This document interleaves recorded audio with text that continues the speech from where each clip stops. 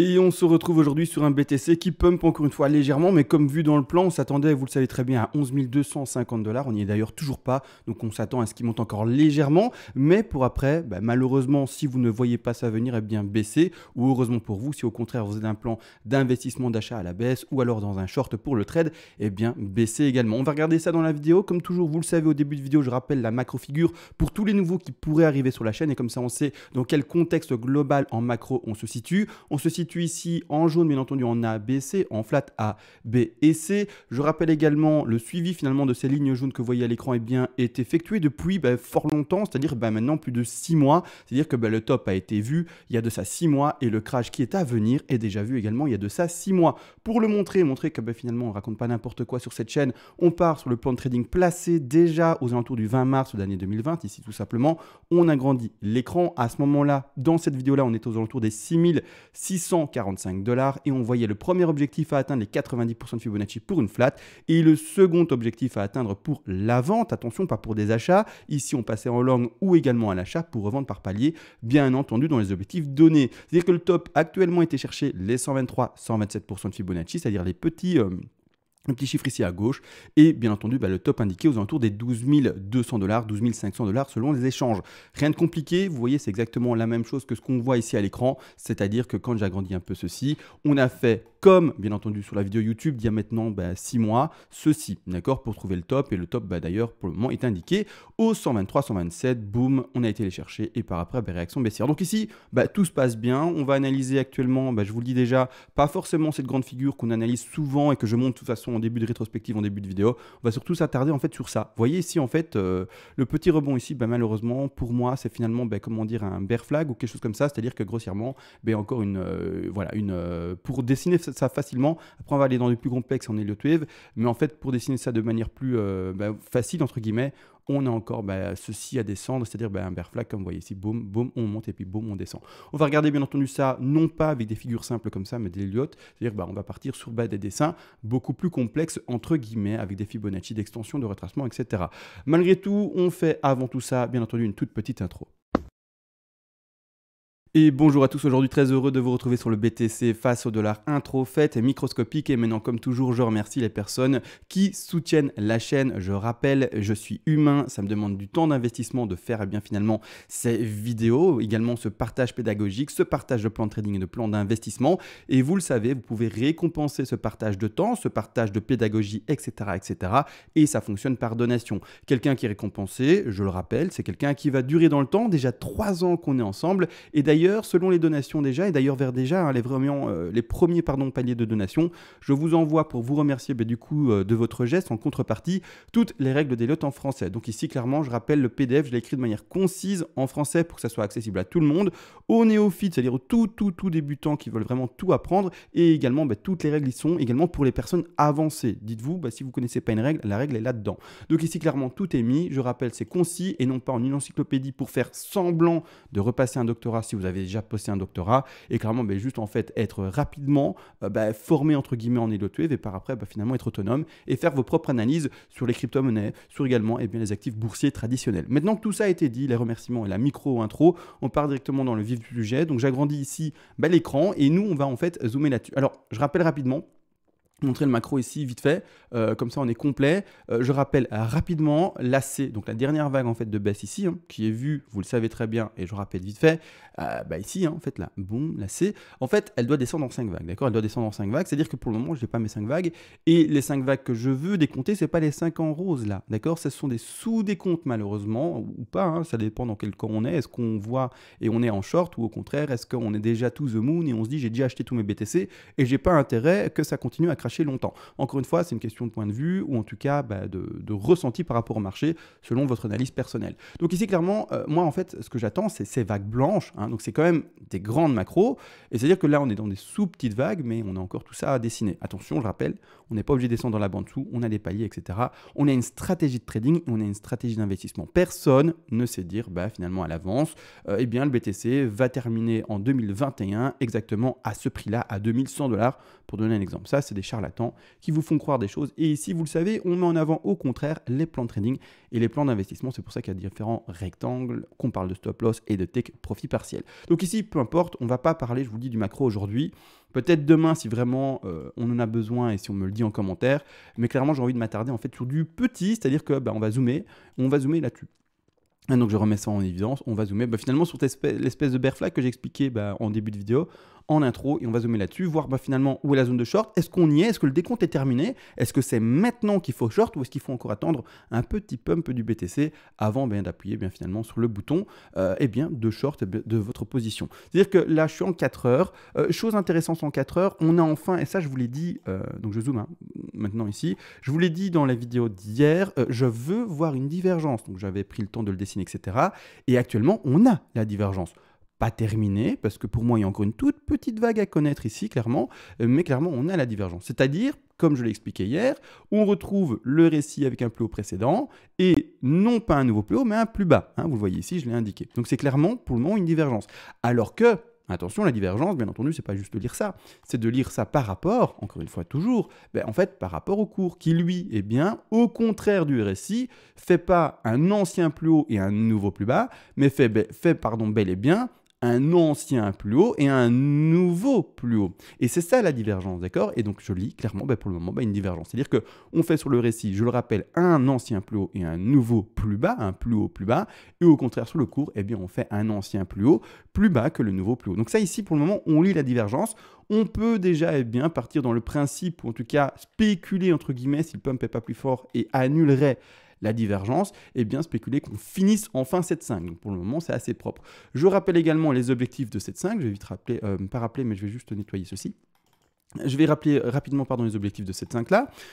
Dans le contexte, encore une fois, c'est assez difficile parce qu'on n'a pas en fait une 3 qui atteint les 161,8. Donc on positionne son Fibonacci d'extension différemment. J'ai expliqué ça de manière très précise hier, donc je ne vais pas le refaire aujourd'hui. D'ailleurs, la vidéo d'hier a fait très peu de vues. Dommage, parce que j'ai vraiment été très formateur, il me semble, selon la position d'un Fibonacci d'extension dans une vague 3 qui est faible. Mais bon, c'est pas grave, c'est comme ça. Parfois, les vidéos ne font que 7000 vues au lieu de leurs 10 000 habituels et plus. Bon, c'est pas grave. Malgré tout, ici, je place, sans expliquer, parce que je l'ai fait hier. Sinon, on va faire une vidéo de 4 heures et j'en ai pas envie. Mais clairement, voilà. Ici, l'objectif des 38,2 n'a toujours pas été touché. D'accord? N'a toujours pas été touché. Donc, on attend encore une hausse. D'ailleurs, dans le sous-décompte, je vais zoomer après là-dessus, je ne compte encore une fois que 3 vagues. Et pas 5, donc on va regarder ça, d'accord? Donc clairement, pour le moment, le premier objectif ici des 11 298, on va arrondir à 11 290, et j'ai dit 98, c'était 11 288, et donc on va arrondir, à 11 290, et voire même 11 300 pour arrondir clairement. Ici, on ne l'a toujours pas atteint, d'accord? Donc ici, clairement, si vous êtes déjà en short maintenant, c'est que vous êtes... Alors attention... plus agressif, c'est-à-dire que vous allez accepter un risque plus grand. Maintenant, encore une fois, les personnes qui parfois prennent plus de risques auront le short si le short ou en tout cas le crash a lieu déjà maintenant. Mais c'est-à-dire que voilà, c'est toujours une question de ratio par rapport à la perte potentielle. Et puis voilà, selon vous, à vous de voir si vous voulez attendre un signal clair et un Fibonacci clair touché, ou si au contraire vous êtes assez... offensif et que vous dites non mais j'ai envie d'être dedans sûr, tant pis si le risque est légèrement plus grand, j'adapte mon trade etc. et je rentre déjà maintenant en short. À vous de voir bien entendu, mais moi personnellement j'attendrai encore une dernière vague de toute manière, valider clairement continuer à décompter ceci et valider clairement la divergence, d'accord, et actuellement j'y suis pas encore, donc au 38,2, je rappelle tout de même il y a plus de targets que juste les 38,2, d'accord, il y a la target des 61,8 également, je vais tous les remettre parce que c'est important, 61,8, ça n'a pas fait copier-coller. Ok, il y a un petit bug. Hop, je vais faire ça. Parfois, ça bug TradingView, c'est juste horrible. En fait, je fais un copier-coller et puis en fait, le copier-coller ne s'effectue pas. C'est-à-dire que en fait, le rectangle disparaît dans les abysses et on ne sait pas où il est. D'accord? Donc ici, le nouveau rectangle qui est collé. Donc ici, clairement, voilà. Là, ce sont les objectifs traditionnels. 38,2, 100, 161,8. Tout simplement pour 38,2, 61,8, 100 et 161,8, pardon. Traditionnel pour cette configuration-ci avec une 3 qui n'est pas en extension. Donc ici, clairement, d'ailleurs, je rappelle, on privilégie ensemble les 38,2 allez, on pourrait aller chercher légèrement plus haut les 61,8, mais on privilégie beaucoup ces deux targets-là. Pourquoi? On se rappelle également, hein, rien de compliqué finalement, c'est finalement une grosse rétrospective de hier, et en fait, en gros, on valide tout le travail de hier. On a une grosse zone de confluence, convergence ici, une zone de résistance énorme avec les 61,8 de retracement, et également les 38,2 d'extension de la 5 ici. D'accord? Tout propre, tout nickel, rien à dire. Après, on a les 61,8 d'extension ici, qui vont avec les 76,14, les 76,4 de retracement, mais les 76,4 sortent, encore une fois, je rappelle, des statistiques de retracement d'une 2. Les retracements d'une 2 vont plutôt chercher les 50, 61,8 et non pas plus. Donc, on va rester vraiment dans cette statistique des 73% de retracement pour une 2. Et donc, on va vraiment privilégier l'ouverture d'un short, tout simplement dans cette zone ici des 11 285. Allez, on va arrondir à 11 300 $ pour dire ça de manière simple. Et c'est-à-dire que par après, short ouvert, ça veut dire quoi? Qu'on voit la baisse par après, et également n'oubliez pas votre stop loss. Le stop loss, tout dépend en fait de votre configuration à vous. Moi personnellement, je le placerai légèrement au-dessus des 61,8, donc je le placerai au-dessus légèrement des 11 660 $, ou en tout cas dans cette zone-là. Je ne le placerai pas forcément en fait en double top, parce que c'est vraiment très rare qu'on fasse un double top dans un retracement pareil. Et surtout également une chose à voir, c'est que quand on repasse en daily, moi j'invalide ce plan et donc je sors de mon short. Attention, donc clairement, donc c'est pour ça que je n'ai pas envie de mettre mon stop loss beaucoup trop haut, dès qu'en fait en daily, ceci, donc le RSI qui est en train de monter actuellement, pètera et dépassera ce précédent plus haut. D'accord? C'est-à-dire que quand ça, imaginons que ça continue à péter, et que ça dépasse ceci, je sors de trade d'office. C'est pour ça que de toute manière, si on devait pumper ici aussi haut et aller chercher les 11 900, presque 12 000, donc le top de la 2 ici en parenthèse, clairement en fait sur le récit, je peux entre guillemets me projeter, et je pense que vous le déduisez également, aisément voir potentiellement un RSI qui redépasse ce précédent plus haut. Donc voilà, c'est pour ça, et c'est cette raison-là que clairement mon stop, je ne vais pas le privilégier en haut, parce que je me dis du coup, si je le mets si haut, en double top finalement avec la 2, entre parenthèses ici, c'est-à-dire aux 12 000, clairement le récit aura déjà tout pété et aura déjà finalement cassé mon scénario. Donc clairement, non, je ne mets pas mon stop loss si haut et je privilégierais finalement, c'est vrai, une agressivité un peu plus forte, mais c'est-à-dire tout simplement un stop plus léger et beaucoup plus bas, c'est-à-dire vers les 11 600, 11 700, mais pas un stop beaucoup plus haut. C'est-à-dire que l'exposition de ce trade-là, on va regarder rapidement s'il est intéressant, et je vous le dis, il est intéressant, hein, je ne vais pas spoiler trop l'affaire, ou en tout cas prendre trop de temps à le dire, mais c'est-à-dire que quand on ouvre un short, on simule ensemble la position de short, hein, donc c'est-à-dire ici, on 11 000 ici, 288, allez on va le placer là, donc on n'y est pas encore. Quand on atteindra ce prix-là sur votre échange, vous ferez par exemple le short, on met le stop loss indiqué ici, hein, vous voyez ici légèrement au-dessus des 61,8, d'accord, on l'indique ici, et par après on va regarder l'exposition qu'on va attendre. C'est-à-dire que pour le moment, on a ici une exposition par rapport au stop loss, qui est symbolisé par cette ligne blanche, de 3,65%. C'est vraiment un stop très acceptable. Si le cours, je le rappelle pour les néophytes qui ne savent pas ce que c'est un stop loss en fait, et je rappelle, si vous êtes un néophyte ou même pas, si vous ne comprenez pas les termes que j'utilise, stop loss, BTC à crédit, levier, ou que sais-je, d'autres finalement termes simples que j'utilise en trading, c'est que vous n'êtes pas un trader, que vous êtes un investisseur, et donc ne faites rien avec vos BTC par rapport à ce que j'explique. Je parle aux traders. Si vous ne savez pas ce que je dis, vous êtes un investisseur et pas un trader. Ça, c'est vraiment très important à le comprendre. Il y a des outils vraiment spécifiques au trading. Si vous ne les utilisez pas, pour moi, vous n'êtes pas un trader. Donc, ne faites rien avec vos BTC. Si vous avez des BTC en investissement, n'y touchez pas. Laissez le crash se faire. Tant pis pour vous. Vous êtes dedans et gardez des liquidités pour acheter plus bas. Mais ne vendez pas ou achetez pas du BTC selon mes indications de trading. Ça, c'est très important à comprendre. Disclaimer dit, et je dois le dire dans toutes mes vidéos parce que c'est vraiment extrêmement important. C'est-à-dire qu'ici, on a vraiment un risque très acceptable par rapport au stop loss. Et maintenant, ce qui est intéressant, c'est de voir surtout les objectifs que l'on attend bien entendu. Les objectifs principaux d'ailleurs sont ces rectangles verts, 61,8. Ensuite, on a les 100, les 123 et les 161,8. Comment on positionne ça? Rien de compliqué. On va à la racine de la macro-figure. Finalement, on parle un peu de macro-figure tout de même. On va ensuite au sommet. Vous savez très bien le sommet ici des 12 468. Donc ici, plus précisément, le sommet que l'on avait déjà, bien entendu, identifié le 20 mars 2020 potentiellement. Encore une fois, deux zones de short à ouvrir principales pour la macro-figure qui était 90. D'ailleurs, au 90, c'est-à-dire aux alentours des 10 000, rappelez-vous, on a une grosse zone de fluctuation pendant 2 mois à l'horizontale. Actuellement, on était chercher les 123 et donc un nouveau short à ouvrir. Donc ici, par rapport à cela, tout simplement, rien de compliqué. On positionne, et je vais repositionner parce que je l'ai retiré, le Fibonacci d'extension. Hop, ainsi, je vais là-bas en bas. Hop, je vais là-bas en haut, rien de compliqué. Et donc mes objectifs et mes TP de rachat sont déjà positionnés. Imaginons que vraiment le BTC soit très faiblement baissier. C'est-à-dire qu'il corrige à la baisse tout de même, mais qu'il aille vraiment chercher uniquement les 61,8. Donc c'est-à-dire qu'on aurait tout de même, juste pour voir le ratio, c'est assez intéressant, un ratio de 6,84. Donc on voit ici le ratio indiqué par rapport au risque. Un ratio de 6,84, c'est pas mauvais, d'accord? Malgré tout, on peut très bien voir un BTC qui aille chercher ces TP plus bas, qui sont ici également, par exemple les 6040 $, et c'est-à-dire là un ratio qui pourrait monter à 12. Je rappelle, le ratio c'est un indicateur, mais comme on fonctionne avec une stratégie de trading, il ne faut pas prendre ce ratio à proprement parler de manière fixe, d'accord? Ce sont des TP, des take profit partiels, et finalement ça lisse votre prix de rachat, ça lisse finalement votre trade, et ça lisse également vos prix d'investissement. C'est-à-dire que le ratio n'est pas exactement de 12 ou n'est pas exactement de 6, mais est finalement voilà, un peu inférieur à cela, étant donné que on achète un peu là, on rachète un peu là, on rachète un peu là, et on rachète potentiellement un peu là si on arrive vraiment à ces prix-là. Il faut le comprendre, et bien entendu, pas trop s'appuyer trop dessus, se dire je vais faire un ratio de 12, non, c'est pas le cas, hein, vous allez faire moins que 12, d'accord? C'est important de le comprendre. C'est-à-dire que là maintenant, voilà, tout se passe bien pour le moment. Ce que j'allais également indiquer, en fait, c'est par rapport au sous, donc le trade a été montré, donc ça c'est réglé. En fait, par rapport au sous des comptes, pour le moment, et je vais supprimer ça, voilà, super. En fait, ce que je vais voir par rapport au sous des comptes, je vais passer en 4 heures, hop, comme suit. Je crois qu'en 4 heures c'est visible, donc il faut, quoique peut-être en horaire, je vais regarder ça en horaire.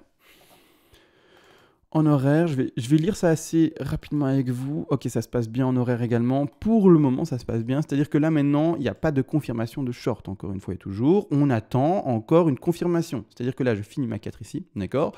Il y a le petit rebond et actuellement, ce que l'on compte, et d'ailleurs, j'ai lu un commentaire il y a de ça quelques minutes avant d'enregistrer la vidéo et je dis, bien, c'est bien, le gars, il décompte bien et clairement, il est patient et donc du coup, il attend en fait un réel signal de short. C'est-à-dire qu'en fait, là maintenant, si on zoome vraiment sur ce dernier décompte 4 vers 5, donc finalement cette dernière vague d'impulsion, eh bien on est pour le moment dans quelque chose qui s'identifierait comme suit. On attend la construction, on attend des confirmations, mais on serait dans ceci, une 2, on va chercher une 3 et une 4, d'accord? Donc je vais la mettre en évidence. En plus léger, je vais la mettre en une couleur jaune et je vais mettre un degré qui est correspondant bien entendu, parce que là c'est un degré beaucoup trop important, on va la mettre juste en minor. Donc ici clairement, pour le moment on est là-dedans. On se retrouve dans une 4 qui n'a pas encore transpercé son sommet de 1, donc on serait bel et bien finalement dans une impulsive.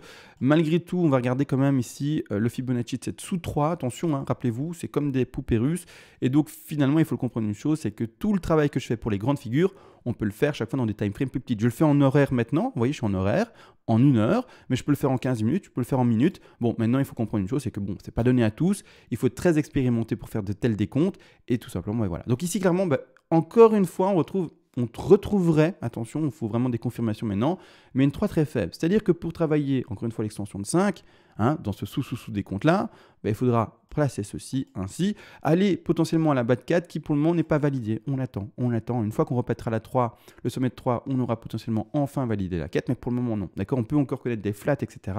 On attend la confirmation. Mais n'empêche, pour le moment, j'attends encore une 5.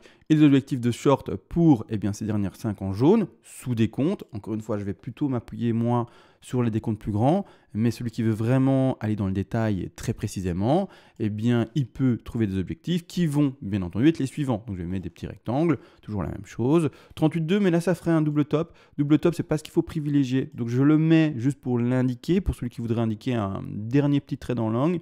Vraiment un petit swing horaire entre guillemets, mais bon, on ne va pas privilégier cette zone de short là, on va privilégier encore une fois et toujours les 61,8 et plus. Les 61,8 ici sont au prix plus précisément des 11 260 $. Malgré tout, je vous le dis, je me réfère personnellement plutôt au time frame plus grand, donc je vais attendre bien entendu finalement la zone de short plus précise vers les 11 288, 11 290, bien entendu. En tout cas, rappelez-vous, là je suis sur Bitfinex pour exprimer ça, mais il faut bien entendu adapter les prix et donc faire le travail Fibonacci sur vos échanges avec vos prix, les vrais prix, etc. Hein, d'accord, attention, il y a toujours une différence de prix entre tous les échanges. Par exemple ici, pour voir, rien de compliqué, il y a Coinbase et Bitfinex l'un à côté de l'autre ici en haut. Donc Coinbase ici, Bitfinex ici, d'accord? Ici à Bitfinex, on est à 11 080, Coinbase, on est à 11 056. Donc voilà, vous voyez déjà une différence ici de 24 $. Donc clairement, il faut le comprendre, les échanges, eh bien, n'ont pas les mêmes prix, malheureusement. Donc ici, on va privilégier clairement une 5 qui va terminer potentiellement ici, d'accord, au 61,8 et une grosse zone encore une fois de short. Maintenant, ça pourrait monter plus haut, mais comme dit, là on met son stop loss, etc. On rentre en position, on accepte les 3,85% d'exposition si je ne me trompe pas, et puis voilà, si son stop se fait prendre, on sort de son trade, on prend la perte. Je rappelle encore une fois rapidement, une perte est calculée et acceptée, c'est comme un magasin. Dans son plan comptable qui a bien entendu prévu les pertes, les casses, les vols, les périmés, et etc., etc. Encore une fois et toujours, bien entendu. Donc ici, voilà, je pense que par rapport donc ici aux petites vagues, on arrive doucement à la fin, à voir vraiment comment est-ce que ça se confirme. Mais clairement, il y a une belle position de short à prendre. C'est-à-dire qu'après, on va valider enfin, quand il y aura des bougies rouges intéressantes, et bien tout simplement valider le sommet de 2. Et là, ça sera parti pour la BAT3. BAT3, on en a parlé hier. Vite le refaire maintenant, rapidement, mais c'est-à-dire un objectif, parce que je l'ai noté hier sur la miniature, mais c'est un objectif des alentours des 7000 pour bien cette BAT3. Donc ici, on va le mettre à 11 288, 89, c'est bien. C'est-à-dire l'objectif ici, normalement, pour ce BAT3 seulement, hein, attention, je ne parle même pas de la rebond de 4 et je ne parle même pas de la 5, hein, pour ce BAT3 ici, des 7940 $. Donc, on attend ça, on attend la confirmation clairement. Je rappelle également, pour moi, on doit encore connaître une vague baissière et pas normalement déjà pumpé maintenant.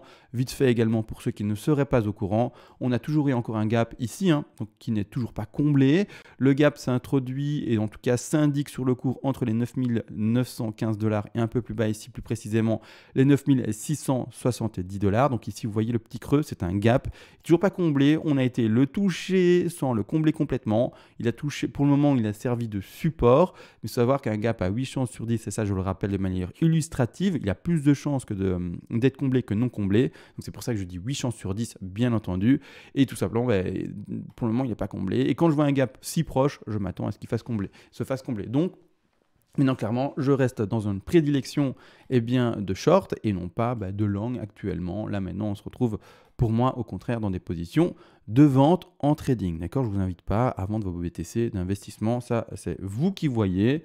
Moi, je ne les vendrai pas. C'est du hold. En tout cas, vous gardez ça 5 ans, 10 ans, 15 ans. Vous êtes responsable de ça, bien entendu. Mais attention, je parle au trader. Donc ici, clairement, déjà, cet objectif-là. Et puis après, plus bas, on peut descendre, bien entendu, en dessous des 9000 $. Comme dit, de toute façon, je l'ai dit, hein, 7000 minimum pour la 3. Et encore, on a la rebond 4 et 5. Et puis, les plus grandes vagues, encore une fois. Donc vraiment, on est pour moi, quand je dis ça, 7000 et quelques dollars, en fait, dans le début d'un décompte baissier. Donc ici, c'est juste l'objectif de 3. Mais après, il y a encore un rebond de 4, une 5. Et puis après, encore tout ça après. Donc oui.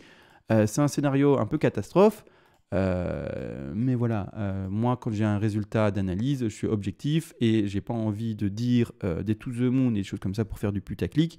Non, je dis le résultat de mon analyse, même si elle déplaît à tout le monde. D'accord? Attention à ça encore toujours, c'est une question d'honnêteté avec vous. Et voilà, je vous donne mon réel travail, mon réel résultat, et non pas des to the moon, et demain ça pump, et demain c'est 20 000, etc. Ce n'est pas mon genre, en tout cas. Donc maintenant, là, réellement, tout a été dit. Je pense que la vidéo a été concise. Encore une fois, je suis curieux. Combien de minutes est-ce que j'ai mis à faire ça? 22 minutes, c'était pas du tout concis, mais en tout cas, j'étais précis, j'étais complet, et celui qui a regardé la vidéo, il peut pas dire que j'ai pas été complet, et donc il aura normalement tout compris. Maintenant, réellement, après 22 minutes, presque 23 minutes de vidéo, je vous souhaite à tous une bonne soirée, du bon trade, de bon investissement, et bien entendu, un bon retour sur investissement, comme dit. Sur ce, ciao et à demain.